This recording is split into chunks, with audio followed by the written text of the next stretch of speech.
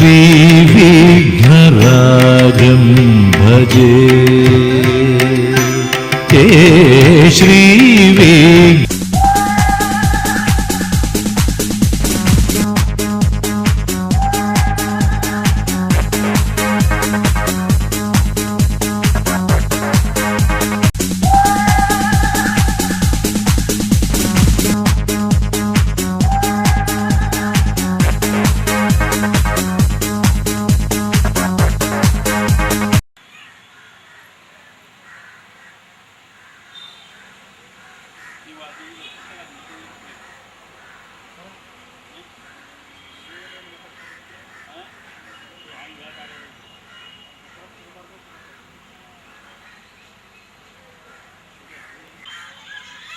ಮಾನ್ಯರೇ, ನಾನೀಗ ಸರ್ವಜ್ಞನ ವಿಷಯವಾಗಿ ಸಂಕ್ಷಿಪ್ತವಾಗಿ ಕೆಲವೊಂದು ವಿಷಯಗಳನ್ನು ಹೇಳಬಯಸ್ತೇನೆ.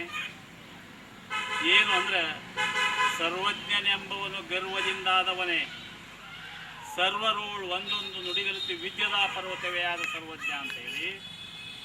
ಸರ್ವಜ್ಞ ದೊಡ್ಡ ಕವಿ ಚಕ್ರವರ್ತಿ ಅವನು ವೇಮನ ಸರಿಸಮಾನ ಕಾಲದವನು.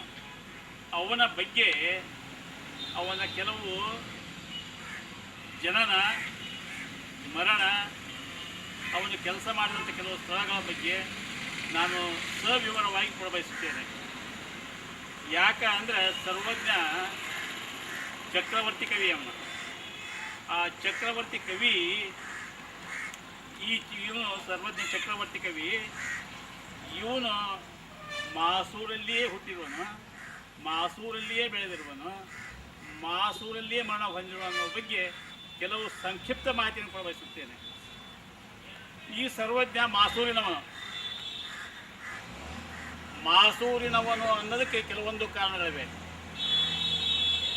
ಮೇಲೆ ಅಲ್ಲದೆ ನಾನು ಈ ಕಾರಣಗಳನ್ನು ಹುಡುಕಿದ್ದು ಎಲ್ಲಿ ಅಂದರೆ, ಸನ್ಮಾನ್ಯ ಶ್ರೀ ಉತ್ತಂಗಿ ಚೆನ್ನಪ್ಪನವರ ಪುಸ್ತಕದ ಆಧಾರದಿಂದ ಇದನ್ನ ಹೇಳಬಯಸ್ತೇನೆ. ಆ ಪುಸ್ತಕ ಇಲ್ಲಿ ಈ ರೀತಿ ಇದೆ. ದೊಡ್ಡ ಆ ಉತ್ತಂಗಿ ಚೆನ್ನಪ್ಪನವರ ಪುಸ್ತಕ ಅಂದರೆ ಇದೇ ಪುಸ್ತಕ.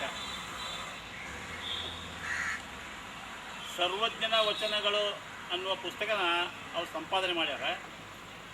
ಅವ್ರು ಎಷ್ಟು ಮಾಡ್ಯಾರ ಅಂದರೆ 8 ಪುಸ್ತಕಗಳನ್ನು ಮಾಡ್ಯಾರ. ಅವರು ಉತ್ತಂಗಿ ಚೆನ್ನಪ್ಪನವರು 8 ಪುಸ್ತಕ ಸರ್ವಜ್ಞನ ವಚನ ಪುಸ್ತಕ ತಯಾರು ಮಾಡ್ಯಾರ. ಆ 8 ಸರ್ವಜ್ಞ ಪುಸ್ತಕಗಳಲ್ಲಿ ಸರ್ವಜ್ಞ ಹುಟ್ಟಿದ್ದು ಎಲ್ಲಿ ಅಂತ ಕೇಳಿದರೆ, ಅವನು 5 ಅಥವಾ 6ನೇ ವಚನಗಳಲ್ಲಿ. ಅವನು ಸಿಕ್ಕ ವಚನಗಳು 2000 ಅಲ್ಲದೇ 100 ಹೆಚ್ಚಿಗೆ 2100 ವಚನಗಳು ಸಿಕ್ಕಾವ. ಆ 2100 ವಚನಗಳಲ್ಲಿ 5-6ನೇ ವಚನ ಮಾಸೂರ ಬಗ್ಗೆ ಇದೆ. ಮಾಸೂರ ಬಸವರಸ ಕೂಸನೀಶನೆ ಕೇಳಿ ಕಾಸಿಯ ಅಭವನ್ನು ಪಡೆದ ವರುವುದವೇ ಸೂಸಿತೆಂತೆನ್ನಲು ಸರ್ವಜ್ಞ ಅಂತ ಇತ್ತು. ಇದರ ಅರ್ಥ ಇಷ್ಟೇ: ಮಾಸೂರ ಬಸವರಸನು ಕೂಸಿಗಾಗಿ ಕಾಶಿಗೆ ಹೋಗಿ ಕಾಶಿಯ ವಿಶ್ವನಾಥನಲ್ಲಿ ವರ ಪಡೆದ. ಆ ವರ ಪಡೆದ ಮಗು ಸೂಸಿತು ಅಂತ ಇತ್ತು. ಸೂಸಿತು ಅಂತಂದರೆ ಹೊರಹೊಮ್ಮಿತು, ಹೊರಚೆಲ್ಲಿತು, ಹುಟ್ಟಿತು ಅಂತ ಅರ್ಥ ಆಗ್ತೈತಿ. ಈ ವಚನನ ಎಲ್ಲರೂ ಕೈ ಬಿಟ್ಟಾರ. ಅದು ಯಾಕೆ ಬಿಟ್ಟಾರ ನನಗೆ ಗೊತ್ತಾಗಲ್ದು. ಏನು ಮಾಸೂರ ಹೆಸರು ಮುಂದೆ ಬರ್ತೈತಿ ಅಂತ ಬಿಟ್ಟಾರೋ, ಯಾವ ಕಾರಣದಿಂದ ಈ ವಚನ ಕೈ ಬಿಟ್ಟಾರೋ, ಈ ವಚನ ಒಬ್ಬೊಬ್ಬರು ಹೇಳೋದಿಲ್ಲ. ಹುಟ್ಟಿದ ಕೆಲವರು ಹೇಳ್ತಾರೆ ಏನು ಅಂತಂದರೆ, ಸರ್ವಜ್ಞ ಅಂಬಲೂರಲ್ಲಿ ಹುಟ್ಟಿದ. ಅಂಬಲೂರು ಇದೆ, ಮಾಸೂರ ಅಂಬಲೂರು. ಮಾಸೂರ ಪಕ್ಕದ ಊರ ಅಂಬಲೂರು, ಇದು ಮಾಸೂರ ಅಂಬಲೂರು. ಅದು ಹೆಂಗೆ ನಮಗೆ ಗೊತ್ತು?